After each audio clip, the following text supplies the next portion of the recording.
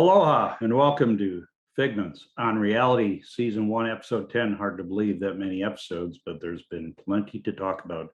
And I've got more today. A reminder that my commentary is intended to be apolitical or at least non-political and avoid vitriol, even though I've expressed some pretty strong opinions. This is going to be a pretty heavy episode because I'm going to talk about collateral damage. And bottom line is, when bad things happen, it takes more than an apology to make things right.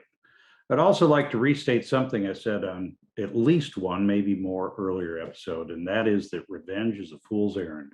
I really believe that in warfare, conflict, it is not, should not be the basis of strategy or operations. So my previous episodes, accountability and the Washington problem, have both been quite popular. I would suggest you, if you haven't viewed them, go back or go look at them on the YouTube playlist, because I talked about the problem we have with accountability and holding military leaders accountable for mission failure.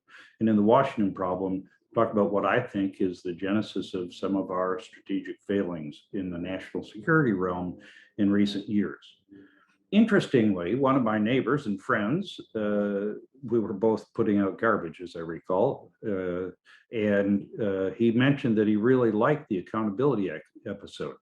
He did not have any military background, just business, but he talked about how he found it very applicable to the business world as well, and he had shared it with business colleagues and contacts. Yay. This episode is about things that are purely military, but I think they'll have applicability to you, whether you are in the military, around the military, or just a voter. And I'll talk about why I feel that way in a bit.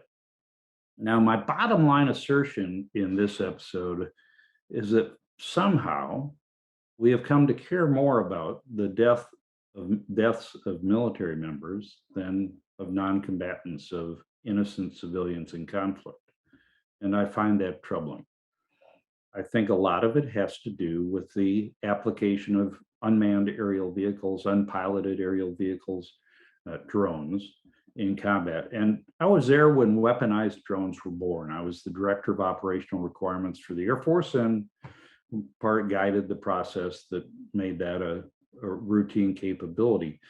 I've always had concerns about the moral basis for remote control warfare, where the attacker risks nothing and takes human life. And I was actually in the room, in a building in the Washington, D.C. area for one of the very first drone strikes and watched the process. It was a very careful process, thoughtful, deliberate, no rush to judgment before the Hellfire missile was expended against the target. And the target included people. And I want to make sure I do that today, is include the human dimension. We're not talking about stick figures. We're not talking about merely vehicles or buildings. We're talking about killing people. And that's an unpleasant topic, but we've got to address it head on. And I'm not sure we're doing that with regard to the Afghan drone strike. Now, I'm sure most of you are aware that there was a drone strike shortly after the bombing that killed 13 US service members. And the president said right afterwards, "We will not forgive, we will not forget, we will hunt you down," etc. Again, revenge, in my mind, is the wrong approach. So not politically, just morally, I'm troubled by that approach. And he's not the first president of any party to take such a vengeful approach to something bad that's happened to the US, but it can't be the basis for strategy or operations. This drone strike was initially cited as righteous, and then a review showed that those killed had nothing to do with ISIS-K. They were civilians, including an Afghan who worked for a US aid organization and up to 9 other members of his family, including children. Not so righteous. And what did we get for that? We got a couple of apologies saying, "Gee, we're sorry," by Zoom. Admiral, now Mr. Kirby, you're listening to General McKenzie, the commander of US Central Command, and I've got to be judgmental in this case. I found both the chairman of the Joint Chiefs of Staff and General McKenzie's apologies tepid. We're sorry, kind of bad things happen in war, and bad things do happen in war. Don't get me wrong, but that's not an explanation. It's merely an apology, and I think it's very important for the U.S. to provide an actual explanation of what happened, how it happened, and what we'll do to prevent it. Warfare will never be without tragedy, without loss of human life. But we owe an explanation. And we're told that multiple investigations are ongoing, one within the Air Force, so perhaps it was an Air Force drone, and the other by the DOD-IG. And those investigations are going to examine if procedures were followed, should anybody be blamed, held accountable, but they're not going to offer an explanation. If the DOD-IG has the targeting guidance and the rules of engagement in front of them, they're going to say they were followed or weren't followed, and then report that finding to the public. I don't think that's good enough. I think that we owe a detailed explanation. And punishing somebody doesn't take the place of that. We need to be reminded of just how tragic this situation and of the nature of the death. Here's a picture from Associated Press. To the right on your screen is the vehicle that was hit. There were 10 people in or around that vehicle, apparently. Imagine how they died. Go ahead, suck it up and think about it. This was not tidy. They weren't killed by the Kinka. They were blown apart. We owe an explanation. And if we don't, there's going to be more collateral damage. And I don't mean incidents like this. I mean to the United States reputation. Again, we have to defend our national interests and our country. But we need to do better than this. And if we don't address it, as I said, there'll be damage to our image and our credibility worldwide. There may be punishments, but absent the truth, the full truth, they don't do much. There may be reparations. The family may get some token payment, could be a lot of money or a little money, but that doesn't replace the truth that's needed for closure. And the entire world, I imagine, wants to know, how could such a technologically sophisticated military make such a tragic mistake? Now, I can tell you, those mistakes happen in war, and that's part of the explanation. And I'm not apologetic for that, but we made a mistake, and we need to give the whole truth and nothing but the truth. Now, yes, I'm a civilian journalist, citizen journalist, as Jay Fidel of Think Tech likes to say, and I can sit here and opine, but I actually have some experience in this realm, and I would like to share that experience with you. In 1999, I commanded the 31st Air Expeditionary Wing at Aviano Air Base, Italy, as a 1-star during the air war over Serbia, the war to stop ethnic cleansing in Kosovo. And we had a similar incident.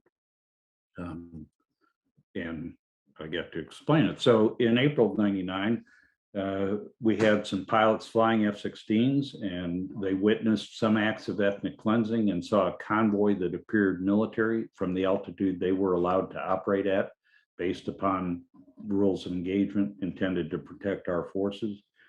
And they expended several 500-pound laser-guided bombs. And in the end, concerns became apparent within the formation, and they terminated the attacks to sort it out. The Serbs took advantage of this situation and took media to the scene of the attacks and showed civilian casualties. And there were civilian casualties. There's no doubt about it. There was some doubt about the nature of all of the civilian casualties, but in any case, there were. So the NATO response initially was pretty clumsy and the message garbled, but eventually there was a full accounting. And and I participated in that. That didn't make the victims any less dead, but it did demonstrate to the public that we were taking every possible measure to protect civilian lives while accomplishing our mission. And what had become quite a big global controversy was much less of a controversy now. Now, this wasn't the only collateral damage incident during the Kosovo War. There were several others. Many of you may remember the bombing of the Chinese embassy, accidental, using the wrong coordinates. And there was a full accounting in that too. That was after this. But generally, NATO's handling of collateral damage incidents was proper and effective. And I'm not talking about spin. I'm talking about telling the truth. And so let me tell you a little bit from my perspective what happened there. I was actually in my quarters, putting on my boots, and I can go right back to this memory, tying my right boot as I looked up at the TV and saw excerpts on CNN or clips from Serbia on CNN of the civilian casualties. And I knew right then that I probably wasn't going to fly my combat mission that night because as the commander, I'd be busy. And so I went into work and we began gathering what we knew about it. And it wasn't clear because war is complicated. The fog of war is a real thing. And there were several flights involved. We got the data we could from the pilots and their mission tapes and began putting it together to build a more complete picture of what had happened. And that was difficult. It was a big team effort. We started gathering facts. I sent in what upon further review wasn't the best decision I made. I sent the audio tape of one of my pilots conducting a mission who saw the Serbs burning Kosovar Muslim homes and acted upon that, struck some regular or irregular forces, we didn't know which, that were conducting this ethnic cleansing. And to me, it was compelling. Now, I've been flying in the same area. I've done the same things, same kind of mission as this pilot. And to me, it was compelling. He did a great job. He was very careful. And frankly, we took far more risk during that war to avoid civilian casualties than to kill military targets. Okay. So we sent the audio to NATO and they put clips of it out. And frankly, that backfired. It made this great pilot, and he was one of my best, sound like a war criminal. He wasn't. He'd taken great care. He expended properly and stopped that particular act of ethnic cleansing. So there was a large kerfuffle, and some NATO members, as I recall, were even thinking about withdrawing from this coalition effort against Milosevic and his Serb government. And eventually it got so bad that General Wes Clark, the EUCOM and NATO commander, came to Aviano and said, Dan, I'm always in trouble when somebody calls me Dan. I need you to come to Brussels and explain this to the media. Now, remember, I'm commanding a very large wing in combat. We're still flying combat operations, but it was important enough to the NATO commander to pull me away from that to come give a full explanation. And we did. This was a team effort. I was the talking head, and so the most visible point of it, but many people put together the facts as well as we could so that we could give a full explanation. And I went up to NATO and did that after 2+ days and nights, 24/7 of gathering the information and putting together as much of a story as we could.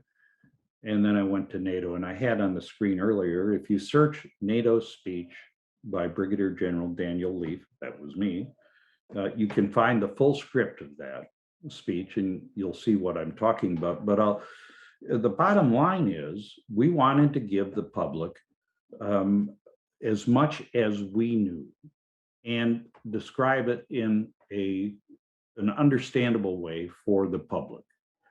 And so I walked into the briefing room Many of you some of you older people like me may remember Jamie Shea, who was the NATO public affairs lead at the time, introduced me to a room of about 200 reporters, and I proceeded to tell them what we knew, what we didn't know, and some things that we thought were unknowables, that because we didn't have access to the target location and because the Serbs had clearly messed with the scene and turned things very much to their advantage, we just couldn't know what there were. And that involved a detailed chronology.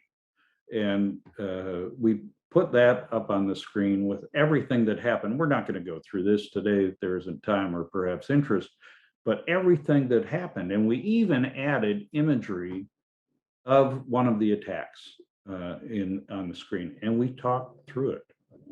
And in the end, we acknowledged civilian deaths. That doesn't make them any less dead, but we acknowledged them and took responsibility for them and talked about how we'd address that to try to avoid that happening again. You can never fully avoid it. War is as terrible as you can imagine. Speaking of that, if you want to truly understand the nature of warfare, I highly recommend the book With the Old Breed by E.B. Sledge, the best, most gritty presentation of the realities of combat I've ever read.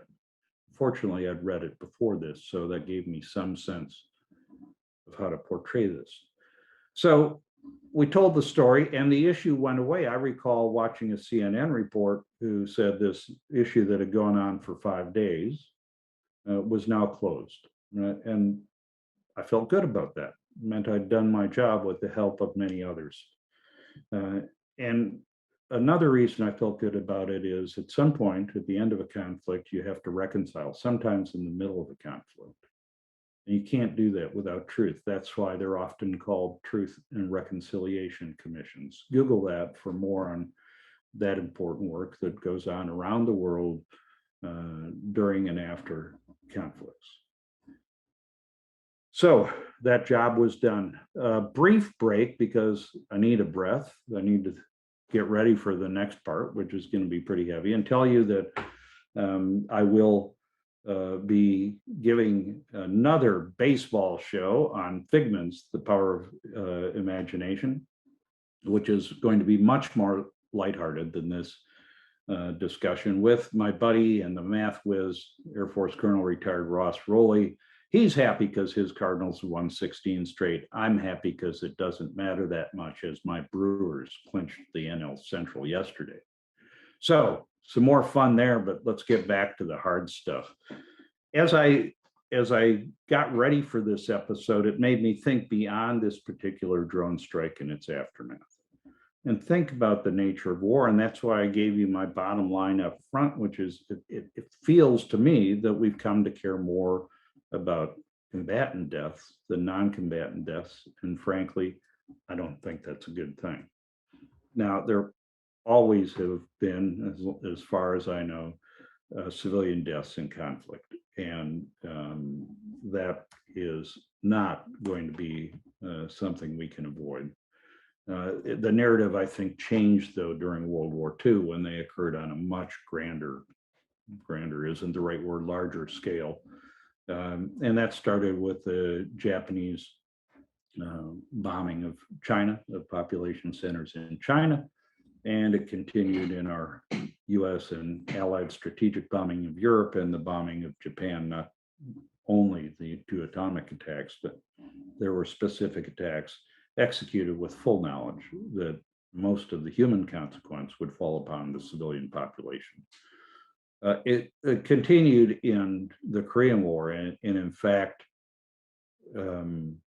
maybe to a greater extent per capita, if you will, during the Korean War, when it was as much as 15% of the North Korean population, civilian population, may have been killed in US bombing of population centers that started out intended to hit military targets and expanded to purely civilian targets, with up to 85% of the cities destroyed. Less of a factor in the Vietnam War, though there were civilian casualties clearly there from U.S. bombing. The point I'd make is there were always discussions about the morality of this on the U.S. and Brit side in World War II. A lot of discussions between MacArthur and his Air Force leaders during the Korean War, but it happened nonetheless, and it became normalized.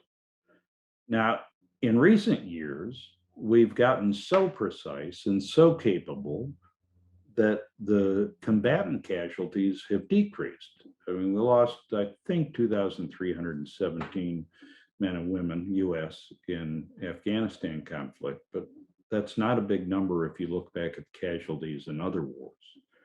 And in the Gulf War and in Operation Iraqi Freedom, the numbers were similarly low by the standards of warfare over the centuries. So they're kind of magnified, and we pay attention with our yellow ribbon mindset to the soldiers, sailors, airmen, Marines that we've lost, and we should. It's regrettable, and it's a tremendous sacrifice by the military members and by their family. But what about the civilians? Up to 100,000 Afghan civilians may have been killed in the fighting over the last 20 years. Now, we didn't kill them all. We didn't even kill a majority of them, but they're no less dead. And we need to think about that. And in my mind, as we make the decision on whether or not we go to war, we have to be even more careful. When the large burden of the human cost, a disproportionately large burden, is likely to fall on the civilian populace, the non-combatants, we should be even more reluctant to apply military force. And when I say war, I'm not just talking about full-blown invading a country or being invaded by a country warfare, because we have gotten to a point with our over-the-horizon capabilities that the military likes to tout, drone warfare and other capabilities, where we can initiate conflict, lethal conflict that kills people and is likely going to kill civilians just because that's the way it is. We've got to be more careful about that, more thoughtful, and consider the moral element of it. And we need to avoid playing our explanations to the public as the apologies that I would deem as tepid of this Afghanistan drone strike did. You know, we're trying to get rid of the bad news, not to explain it, and play the public, and that's offensive to me in a personal sense, but it's also not very effective. And whether you're on the right, left, or the middle, you can find plenty on Facebook that demeans the American public's awareness. Well, the government and the military have an obligation to educate them, and that includes education on how bad war is and how things like this happen. They need to be educated too, because they have a piece of it. And back to accountability, which have direct business implications and applications. This collateral damage has direct applicability to every American of voting age, whether they vote or not. Because we elect the leaders who choose to enter conflict. And we should be educated in it. Now, I'm educated from my life and what war is like, but the average American isn't. And if we just show videos of everything going right on our side, then we're not educating the public. War is messy and dirty, and unintended consequences are going to occur, and we should explain that to the public. So, what would I do? This episode caused me to do a lot of reflection about my experience in warfare. And it doesn't cause me post-traumatic stress. War is war, but it makes me think about the morality of it and how important it is to have a moral foundation for everything you do before and after a conflict. I could go on and on. I won't about my personal reflection. I think it's healthy. I am unapologetic for the things I did. I did them as carefully as I could. I realized that uh, people I killed with 500 and 2,000 bombs did not die a pleasant death. This isn't Hollywood. And we should all recognize that. They don't just, it's a horrible, violent death. Now, they were in some cases doing ethnic cleansing and they had to be stopped, but they were still fathers and sons, and they died, and I killed them. We need to know that the cause is important enough to do that, and to recognize that we have to acknowledge the nature of the violence that we're bringing to a place, and that violence could be inflicted on people who have nothing to do with it. That's the reality of warfare. So the other thing that I think we should do is, and I've said this already, the US has to make full disclosure. So do your investigations, whatever, punish somebody. I hope they look up the chain and not just at Captain Smith, who happened to be the Predator operator. I hope they look fully up the chain to see who put the pressure on them that made them act in haste and without due care and killed 10 civilians. Whatever they do with that, fine. There has to be a full factual disclosure to the public, not to excuse what happened, but to explain it, to make it understandable to the world. That will be good for the image of the United States, not in a PR sense, but we are, I believe, a very moral republic, and I know our military members try their best. It's war, and the best doesn't always happen. We've got to do that.